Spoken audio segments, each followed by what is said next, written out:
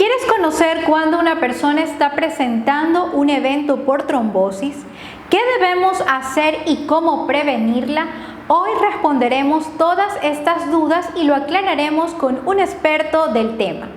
Les damos una cordial bienvenida al nuevo año 2022 y a nuestro webinar, un espacio de la compañía de medicina prepagada MEDED que tiene como compromiso brindar recomendaciones de salud y promover la prevención de enfermedades con el aporte de nuestros accionistas y prestadores médicos ecuatorianos. Saludamos a todas las personas que se unen a nuestra página de Facebook. Queremos recordarles que si desean recibir su certificado de asistencia virtual es muy fácil.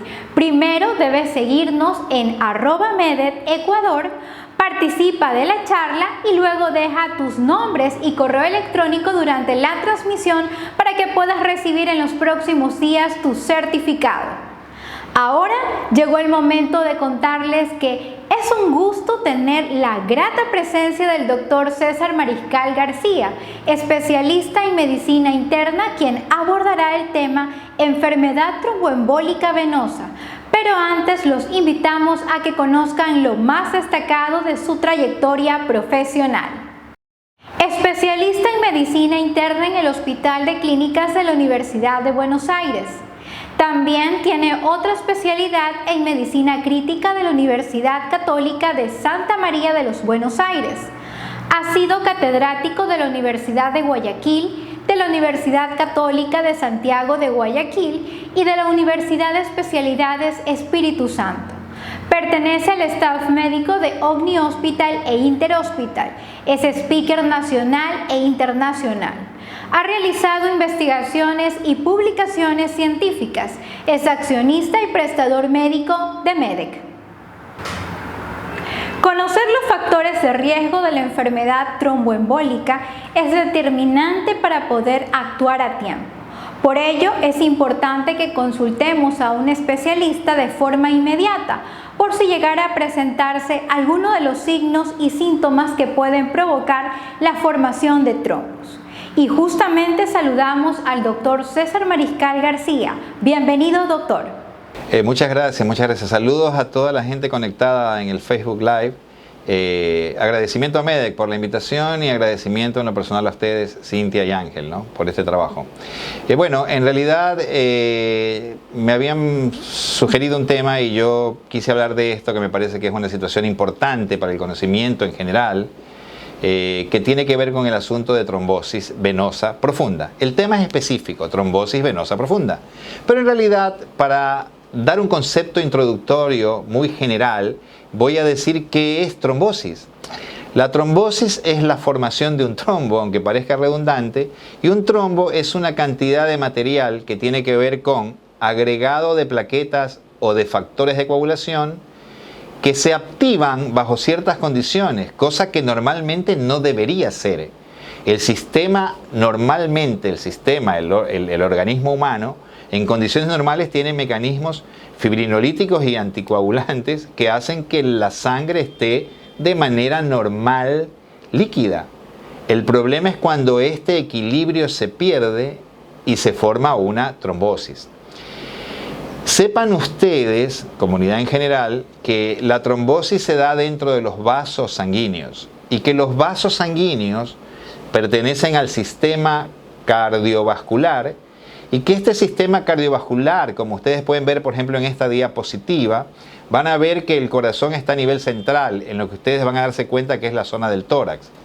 Y verán que hay líneas rojas o tubuladuras rojas que son las arterias que salen del corazón, de los ventrículos, para llevar la sangre a todos los territorios del cuerpo.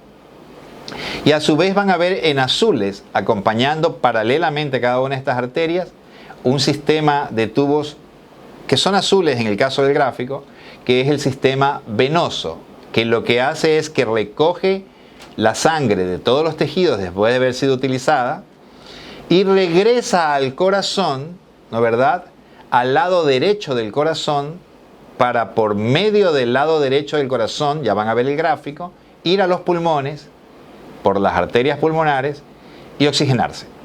Esto es en condiciones normales lo que el sistema cardiovascular hace. Y esto debe tener ciertas características que lo hacen que funcione de manera perfecta. Cuando esta normalidad se pierde, se interrumpe, se pueden formar trombos, que en este caso, como decía, si bien hay trombos que pueden estar en el sistema arterial, hay trombos que pueden estar en el sistema venoso, y hoy nos vamos a ocupar básicamente de las trombosis venosas. Sepan ustedes entonces, como dice la diapositiva, que la trombosis puede ser arterial o venosa, y que estas trombosis arteriales o venosas generan infartos en las zonas en las cuales se producen las trombosis arteriales o venosas, y que ocasionalmente se puede convertir ese infarto en hemorrágico, lo que se llama conversión hemorrágica del infarto. ¿Sí? Si vemos la siguiente diapositiva nuevamente, se van a dar cuenta de todo el sistema cardiovascular. Es una cosa integrada, un circuito cerrado. Y miren, Virchow es un científico de los 1800 que ya desde aquella época describió que algo debía alterarse en este sistema de normalidad de la corriente sanguínea dentro de los vasos, y él definió que habían como 3 factores que podían hacer que uno estuviera susceptible a perder esa normalidad y formar un trombo. Esas 3 cosas son básicamente que se altere el flujo sanguíneo, es decir, que haya cierto grado de estancamiento, de éstasis, como dice la diapositiva, que haya pérdida de la lisura por la cual la sangre circula. La pérdida de la lisura se da a nivel de la capa más íntima, más interna de los vasitos sanguíneos. Eso se llama endotelio, significa de dentro, la parte más interna, endotelio. Y el tercer punto es que podrían haber ciertas alteraciones en componentes proteínicos de la sangre, que se llaman factores de coagulación, que condicionan que la sangre, por más que esté fluida y por más de que no haya lesión del endotelio, pueden condicionar estos factores en la sangre ciertos estados de promover la trombosis, lo que se llaman factores protrombóticos. Entonces, en conclusión, para decirlo en una línea, trombosis es la formación de un agregado de plaquetas, fibrina y algunos factores de coagulación que ocluyen un vaso sanguíneo que, como vieron del gráfico grande, puede ser a nivel arterial o venoso, y que en el caso del venoso hay 3 factores predisponentes que condicionan a tener esta trombosis, que son la alteración en el flujo sanguíneo o éstasis o estancamiento sanguíneo, la alteración en la capa más íntima de los vasos que se llama endotelio, o algún factor protrombótico en la sangre, que va a ser muy interesante para después de unos minutos que lo podamos puntualizar. Y esa triada, este señor la llamó la triada de Virchow. Entonces, cuando uno ve, ¿no verdad?, ya a nivel de la trombosis venosa, la trombosis venosa se puede dar en cualquiera de las venas que ustedes vieron en el gráfico previo. Pero lo más común es la trombosis venosa profunda de los miembros inferiores. Entonces, cuando uno tiene una pierna como esta, uno ve en el un lado de la pantalla una sangre que circula de manera fluida, con una capa endotelial lisa, versus el otro lado, en el cual se ve que hay un estancamiento de sangre con cierta irregularidad de la pared. En este otro lado hay posibilidad de formar un trombo. Ese trombo se llama trombo mientras se produce a ese nivel local, como ven ustedes allí. Pero se darán cuenta por la gráfica que el trombo puede desprender ciertos fragmentos, y esos fragmentos pueden viajar por el torrente sanguíneo, y ese fragmento del trombo que emigra, que viaja, se llama émbolo. Y ahí es cuando se producen las trombosis venosas profundas y las tromboembolias venosas, que ya vamos a ver en un gráfico sencillo a dónde suelen llegar a parar las trombosis que se producen en las venas de las piernas. Entonces, sepa la comunidad que la trombosis venosa más común es la trombosis venosa de las extremidades inferiores, y que el cuadro clínico habitual es el de una hinchazón asimétrica, decimos, un edema asimétrico de piernas, dolor en la extremidad afecta, enrojecimiento y básicamente esos síntomas. Cuando uno sospecha una trombosis venosa profunda, uno tiene que ir a hacer un test que te compruebe que esto es así. Y el test ideal para poder definir que la trombosis está presente es un estudio que se llama ecografía Doppler venosa, como ven aquí, en el cual dentro de la luz aquella negra se ve justamente un trombo ocluyendo a esta vena. ¿Sí? Entonces, la trombosis venosa profunda se diagnostica porque uno la sospecha clínicamente, ¿en quién? En la persona que tiene un edema o hinchazón asimétrica de la pierna, una pierna hinchada y otra no, o una más hinchada que la otra, que tiene dolor y que puede tener un enrojecimiento de la piel. Entonces uno mira al paciente y ¿qué es lo primero que pide? Un ecodoppler. Y el ecodoppler da mucha información. Dice si hay trombo, qué tan homogéneo es ese trombo, si se altera o no el calibre de la vena, si hay ausencia o no de flujo, o si hay ausencia de compresividad cuando uno con el transductor comprime la vena. Y esas cosas le sugieren al médico ecografista, de hecho, qué tan reciente o qué tan antiguo es el trombo, que es un dato importante para nosotros.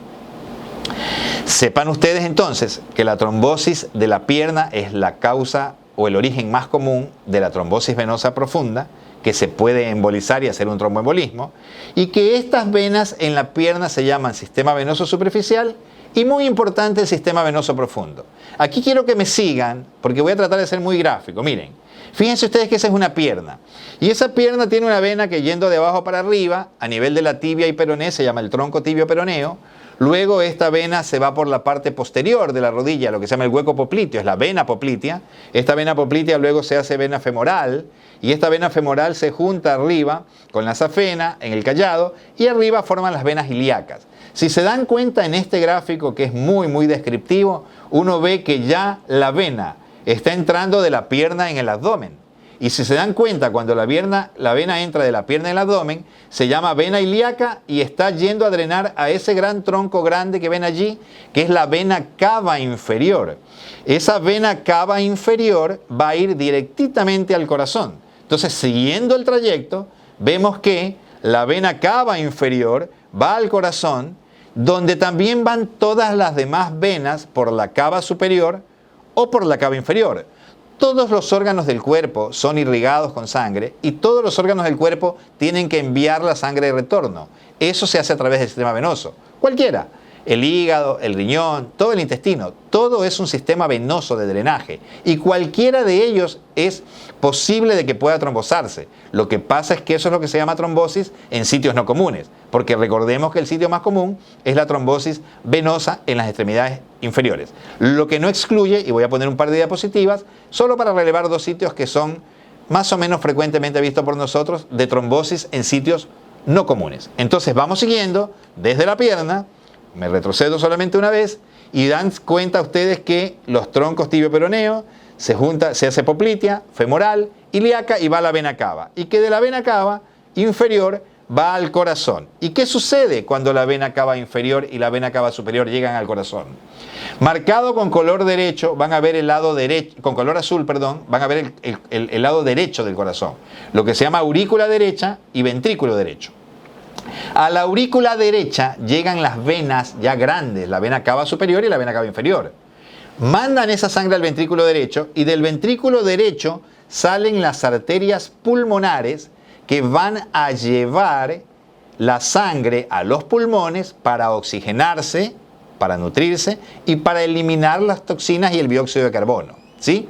Entonces, ¿qué sucede? Imaginemos ahora que este sistema que vino de la pierna, que pasó por el tronco tibio peroneo, como vieron, que pasó por la vena poplitea, por la femoral, por la ilíaca, por la cava, por el corazón, llega a la aurícula derecha, pasa al ventrículo derecho y se va por la arteria pulmonar, ¿dónde dijimos? A los pulmones. Y eso, cuando está ocupado por un trombo, o si mejor dicho, hablamos de un trombo, siguiendo este trayecto, es lo que se conoce como trombosis venosa profunda en la extremidad inferior y tromboembolismo pulmonar. Eso es trombosis venosa profunda y tromboembolismo pulmonar. Y sepan, porque es un concepto bastante básico, o debería ser bastante básico, o por lo menos conocido por todos, que esto es el sistema cardiovascular, hablando de la parte venosa y hablando de una anormalidad o una enfermedad, como es este caso, de trombosis venosa y tromboembolismo pulmonar. Entonces ahí ustedes pueden ver, ¿no es verdad?, que del ventrículo derecho sale ese tronco grande y que manda arterias para un lado y manda arterias para otro lado, la que se ven con línea como con color azul, que son las arterias pulmonares y sus ramas que se pueden tapar y producir tromboembolismo pulmonar o infarto pulmonar, que es una situación clínica emergente. Y solo para decir, o solo para recalcar sobre lo que me comentaba, si bien esta parte primera es lo común, existen trombosis venosas en cualquier lugar del cuerpo. Puedes tener trombosis en la vena central de la retina o en la arteria central de la retina, trombosis en cualquier lugar del cuerpo, pero voy a destacar dos por la cantidad de casos que también vemos. El uno es la trombosis a nivel del abdomen, lo que se llaman trombosis venosas mesentéricas, que en la situación de presentación aguda son emergencias médicas también. Y esta trombosis venosa mesentérica es porque se trombosan las venas, que se llaman mesentéricas, que vienen recogiendo la sangre de todo el intestino. La mesentérica inferior recogiendo la sangre que viene del colon izquierdo y la mesentérica superior recogiendo la sangre de todo el resto del intestino. Esa sangre de las venas mesentéricas se junta con la vena que viene del vaso, con la vena esplénica se llama, y forman esa gran vena que la pueden ver como color azul en una diapositiva, como color violeta en la otra, que se llama la vena porta. Y eso es importante porque esa vena porta trombosada va a generar grandes problemas de hipertensión portal por trombosis venosa en este caso. Estas son trombosis en sitios no comunes y en este caso trombosis a nivel abdominal por trombosis mesentérica, trombosis de la porta o trombosis de la esplénica. Y esto de aquí habitualmente es un cuadro agudo. Suele ser lo que nosotros llamamos un dolor abdominal o un abdomen agudo isquémico, que es con lo que los pacientes llegan a las emergencias.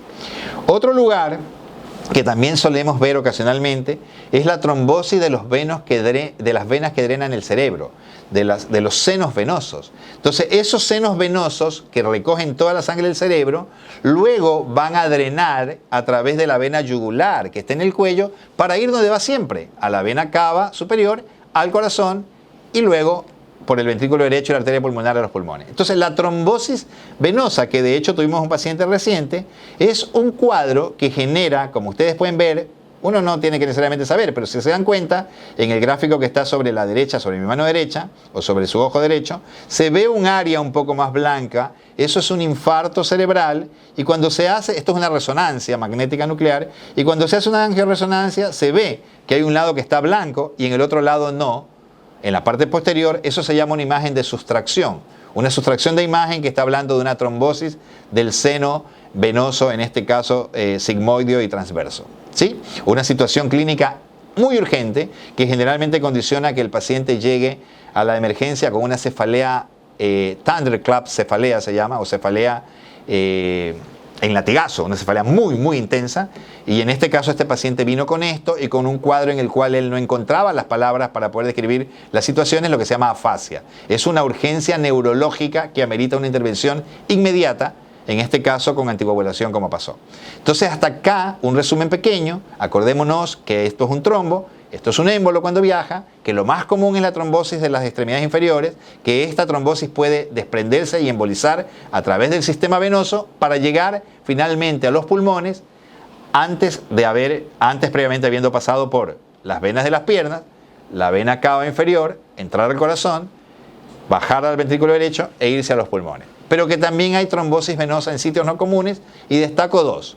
Las trombosis venosas del sistema esplácnico o abdominal, básicamente trombosis mesentérica, esplénica y portal, y las trombosis de los senos venosos cerebrales. Entonces, retomando algo que les dije que iba a ser interesante en minutos, Virchow dijo, triada de Virchow, 1800 y tanto, dijo, bueno, aquí hay algo, una alteración en un factor, y uno de ellos era que habían elementos en la sangre que promovían a la coagulación.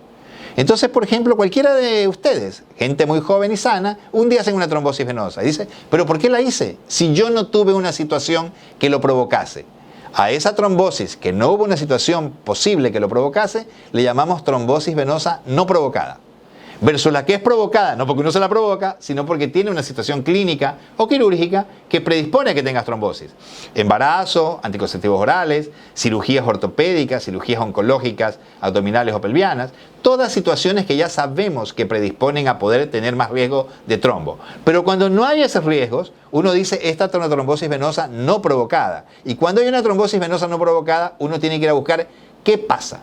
Y acá se hacen la determinación de algunos factores, básicamente en la sangre, que se llaman factores protrombóticos, que están bien definidos. Estos factores protrombóticos generan un cuadro de trombofilia, tendencia a trombo. Y hay trombofilias severas, como son tener un defecto que nosotros podemos medir en el laboratorio, que es tener un factor 5 de Leiden alterado, una mutación del factor 5 de Leiden, o una mutación del gen de la protrombina BT210, que es lo más común.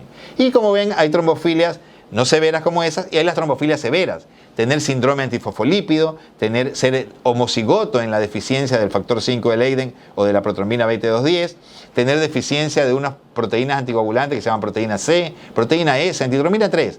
¿Cuál es la conclusión de todo esto? No es marearlos, porque son términos médicos y estamos hablando de la comunidad. Pero lo que quiero destacar es que sepan que detrás de todo esto hay ciencia, que hay conocimiento, por lo tanto uno debe consultar a quienes manejen situaciones como estas. Pero sí tienen que estar atentos de cuándo consultar. Sepan que pueden consultar y hacer una trombosis en el caso, por ejemplo, de la hinchazón asimétrica de las piernas. Alguna cefalea muy intensa podrá hacer esto, o también podrá ser un aneurisma. Algún problema abdominal agudo podrá ser una trombosis venosa mesentérica. Un trastorno visual puede ser una trombosis de la vena de la retina. Entonces, estar atentos, que uno no debe dejar pasar mucho tiempo con un síntoma de tamaña magnitud para que después las cosas no anden mal. Básicamente por eso. Y que la investigación va, en primera instancia, por una evaluación clínica, en segunda instancia, por métodos complementarios de diagnóstico. Y están los métodos complementarios de diagnóstico ideales, lo que nosotros llamamos el estándar de oro o gold standard. ¿Qué debo hacer para una trombosis venosa sospechada? Y un Doppler. ¿Qué debo hacer para una trombosis que me sugiera afectación de cerebros cerebrales? Una resonancia magnética con una angioresonancia. ¿Qué debo hacer en el caso del abdomen? Una tomografía con contraste, con una angiotomografía. Entonces, todo debe ser seleccionado en base a qué es lo que el paciente está presentando para que los valores predictivos de esos hallazgos, de esos exámenes complementarios, sea alta. Este es el concepto general. Otra cosa que me gustaría que tengamos como concepto general, y esto es muy importante, es que hay trombosis y trombosis. Una cosa es tener trombosis no provocada. La chica joven, como tu caso, Cintia, que un día tiene la mala suerte de hacer una trombosis venosa profunda. Te buscamos un factor y decimos, es homocigota para el gen de la protrombina BT210. Gran problema, tienes una trombofilia severa. ¿Cuál es el riesgo de tener retrombosis cada año si tú no hicieras lo correcto desde el punto de vista de tu medicación? Aquí está marcado en el cuadro. Entonces están las 4 opciones. Tener un primer o un segundo episodio de tromboembolismo venoso, sea provocado o no provocado. Y si se dan cuenta, el segundo episodio de tromboembolismo no provocado, la segunda línea, en el primer año la posibilidad de repetir la trombosis si uno no hace la cosa bien es 15%. Y luego, cada año es de 7,5%.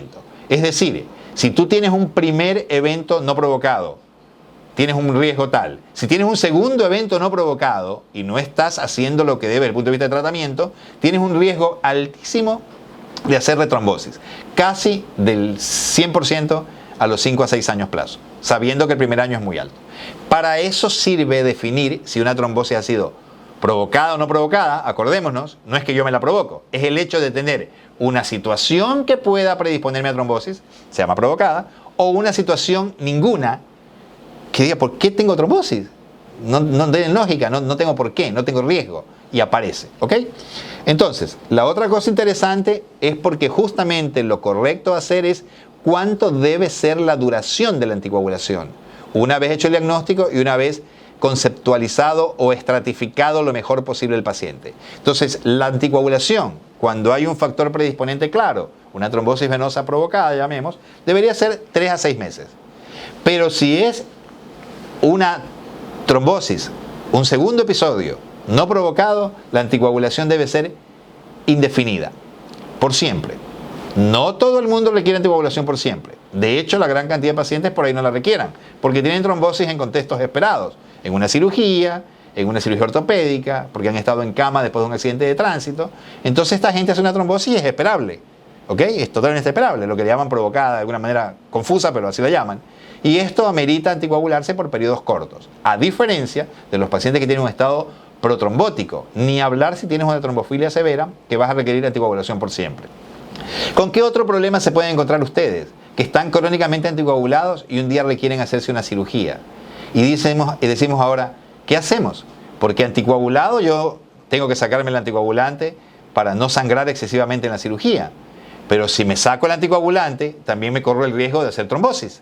Entonces tenemos que poner en la balanza para saber si vamos a decidir lo que se llama ser una terapia puente.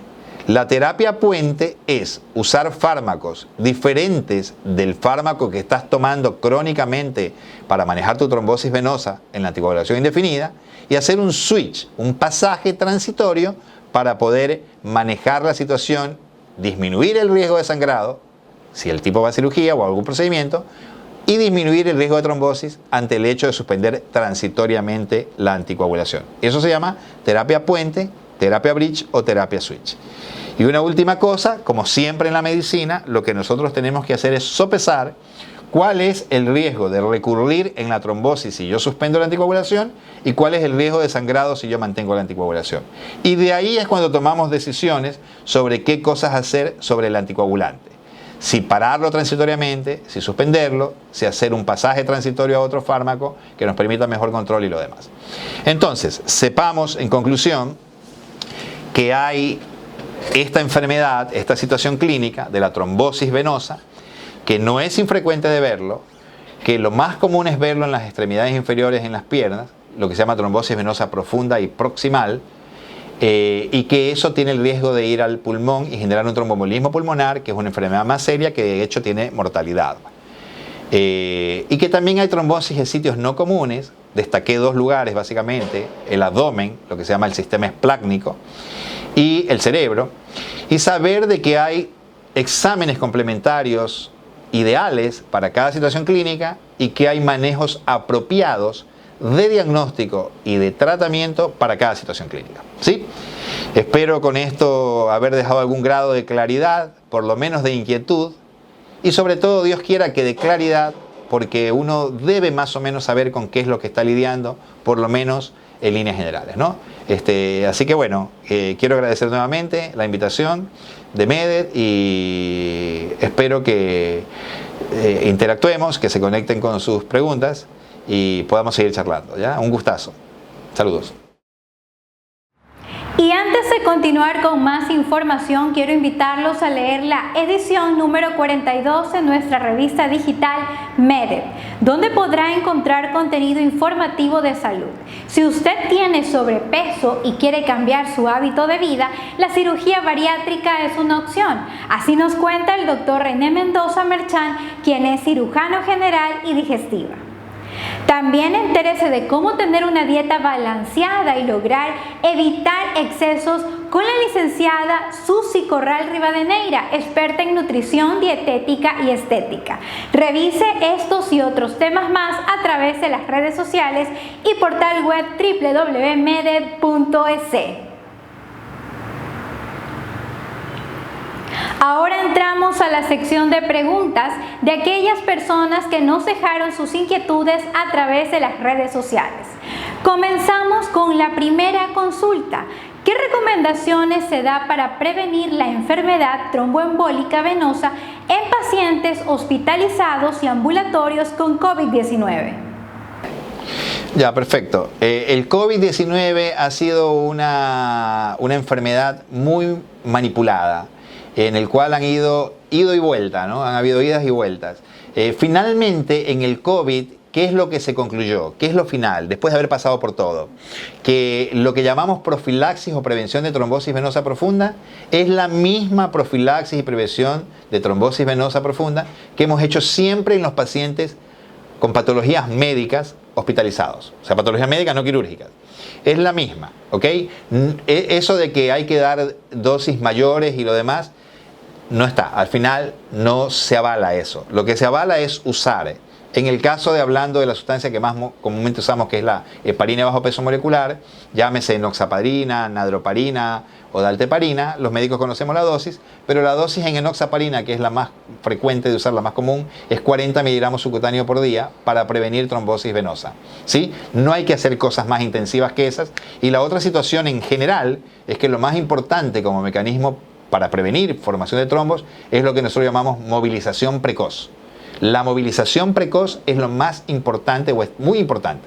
Pero si el paciente no tiene esa posibilidad porque va a estar en cama y tiene una enfermedad que de alguna manera incrementa el riesgo de enfermedad trombótica, se aplica lo que es necesario y la intensidad justa de lo que debe ser. no más.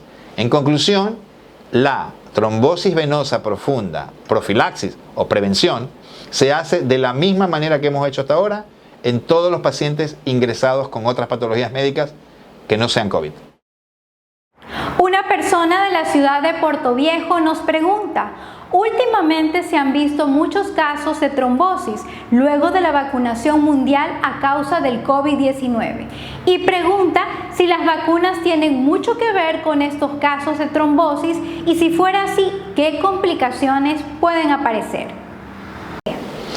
Bueno, la verdad es que la pregunta es parcialmente correcta porque sí se ha visto un incremento en cierto tipo de vacunas de riesgo de trombosis venosa, pero no es marcado el incremento de ninguna manera.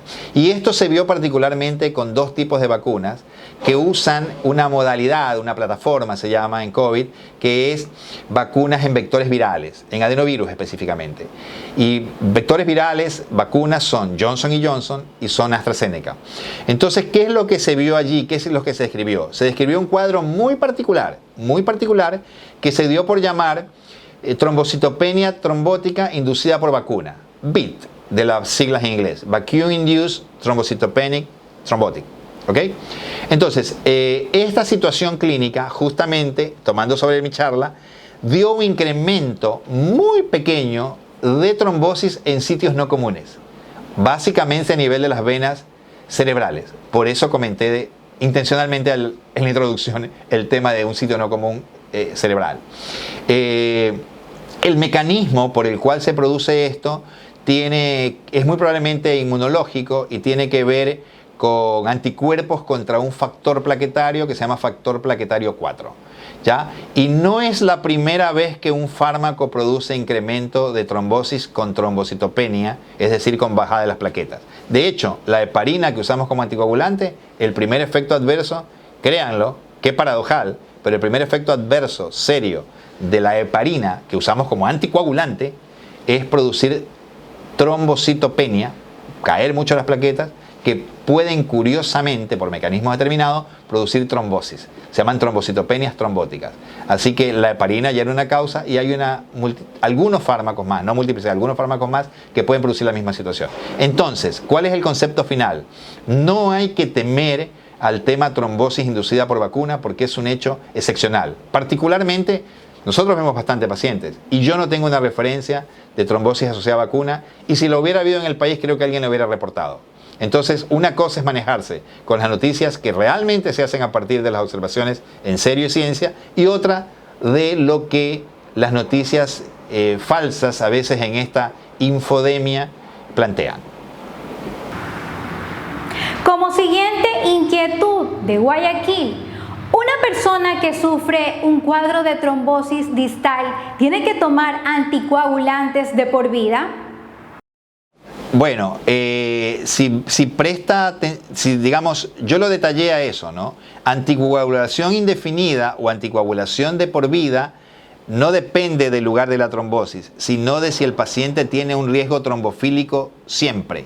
Y eso se va a ver cuando uno tiene una trombosis sin causa aparente. No tengo por qué tener trombosis, no tengo ninguna cosa que deba provocármela. Una trombosis no provocada, tanto en el primer episodio como en el segundo episodio, ya puse un cuadrito del riesgo que tiene de hacerle trombosis a esa persona si no se anticoagula. 15% en el primer año y 7,5% cada año consecutivo. Entonces, esa persona se va a justificar anticoagulación indefinida, por siempre. Pero la gran cantidad de pacientes, sobre todo los que han tenido trombosis en contextos esperables, el paciente que ha estado en cama por hospitalización, el paciente que se ha operado de una prótesis de rodilla o de cadera, el paciente que se ha operado de un cáncer de útero o de abdomen, esa persona tiene una trombosis en un contexto provocado. Es probable que esa persona requiera anticoagulación solo de 3 a 6 meses. Y no sé si la pregunta en realidad tiene mucha profundidad de quién la hizo, pero cuando puso trombosis venosa distal, el principio sería que la trombosis venosa distal de los miembros pueden no anticoagularse. Lo voy a comentar por si la persona en cuestión sabe mucho de este tema y no me gustaría que quede que no fue precisa mi respuesta. Pero la trombosis venosa distal, hablando de las piernas, Es decir, más allá de la vena poplitea, solamente en el tronco tibio peroneo, que no afecte la poplitea, se llama trombosis venosa distal. Y esa trombosis venosa distal se puede recanalizar de manera espontánea, por lo tanto la anticoagulación no es estrictamente necesaria.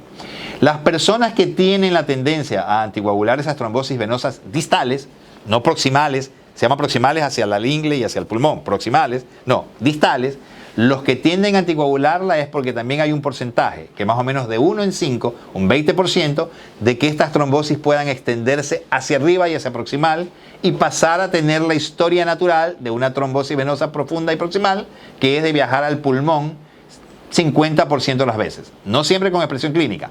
El 50% de tromboembolismo pulmonar en trombosis venosa profunda proximal sale de estudios que van a buscar tromboembolismo pulmonar con un examen que se llama centellograma de ventilación perfusión. Pero por si acaso la pregunta estaba hecha por alguien que sabe mucho de esto, pues la trombosis distal puede no anticoagularse. Ahora nos escriben desde Quito. ¿Por qué se da la enfermedad tromboembólica venosa en personas diabéticas e hipertensas? Bueno, digamos que se han tratado de establecer muchísimos factores de riesgo predisponentes para trombosis venosa, ¿no? Y bueno, hay factores que son mucho más claros y mucho más evidentes que la diabetes o la hipertensión por separado. Así que no es un gran tema ese. No es un tema de alto impacto, que tú seas hipertenso no es que te expone realmente. Lo que pasa es que cuando se hace investigación en ciencia, siempre se trata de, cuando uno tiene un caso, uno mira para atrás y hace un análisis retrospectivo de qué factores hubieron.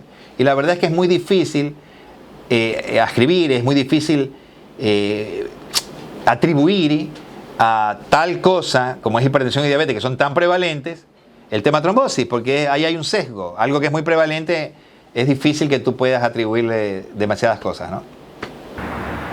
A continuación nos consultan, ¿la tromboembolia puede ser hereditaria?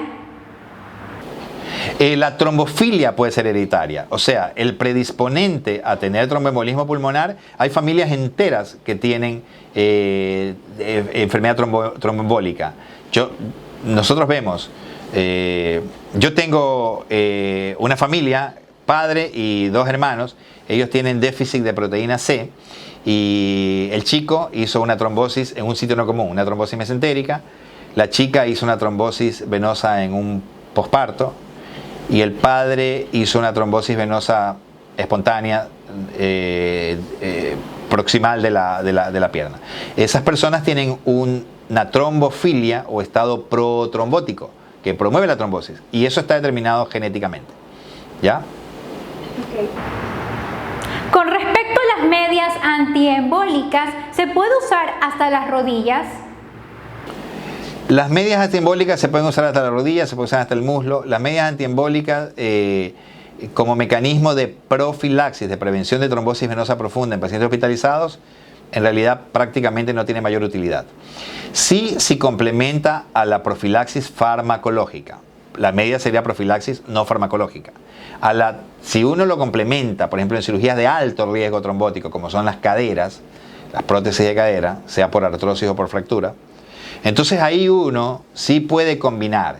Después la media sirve cuando tú tienes trombosis venosa establecida y para disminuir un efecto, digamos, para disminuir una complicación a largo plazo que se llama síndrome posflevítico, que es que la pierna queda muy insuficiente, queda muy hinchada a pesar de ya no tener trombosis activa. Esa es la otra utilidad de la media.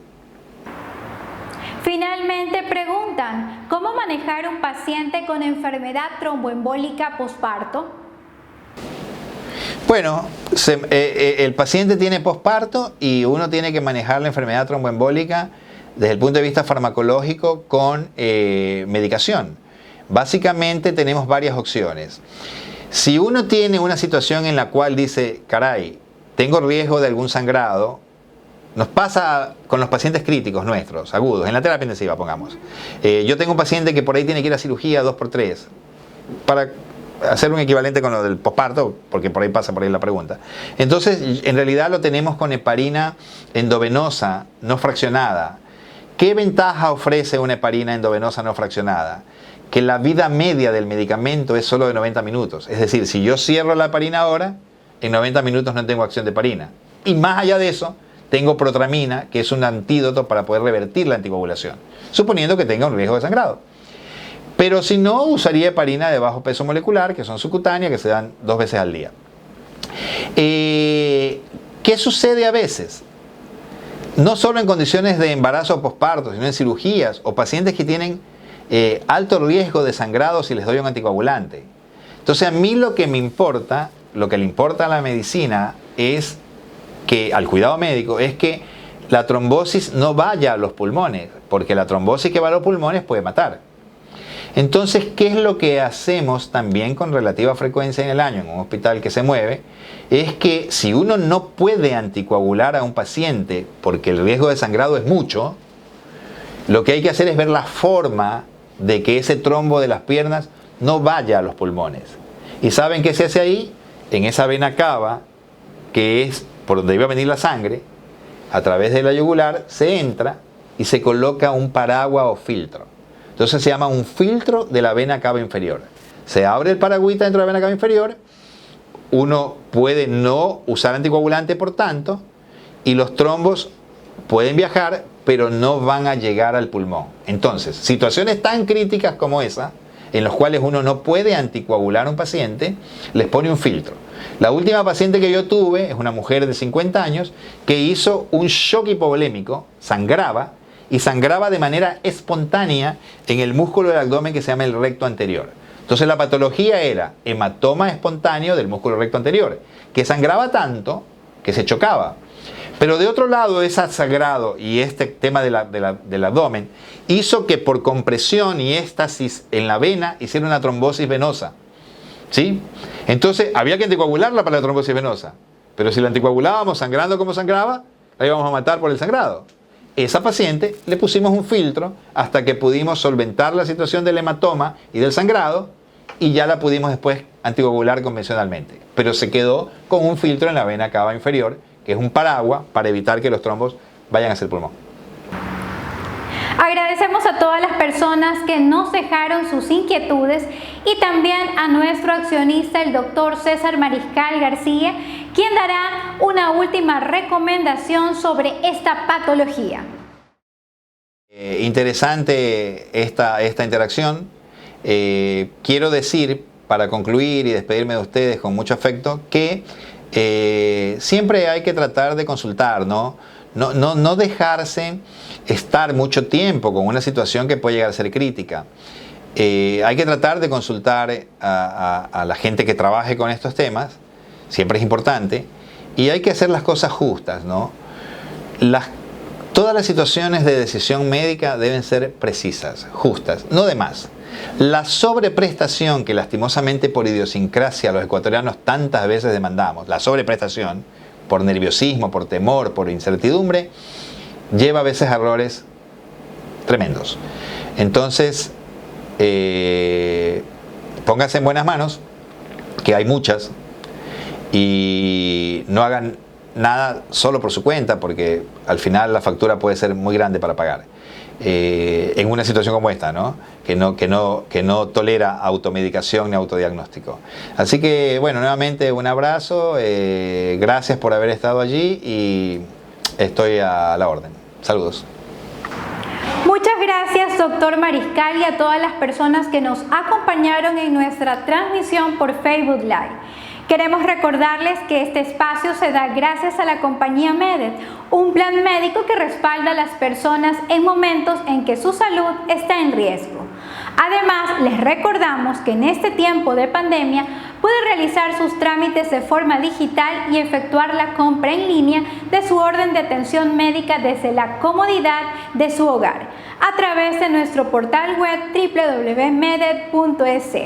Y en caso de que ustedes quieran asistir a nuestras oficinas de Medet a nivel nacional, deberán portar su cédula de identidad junto a su carnet de vacunación con el esquema completo.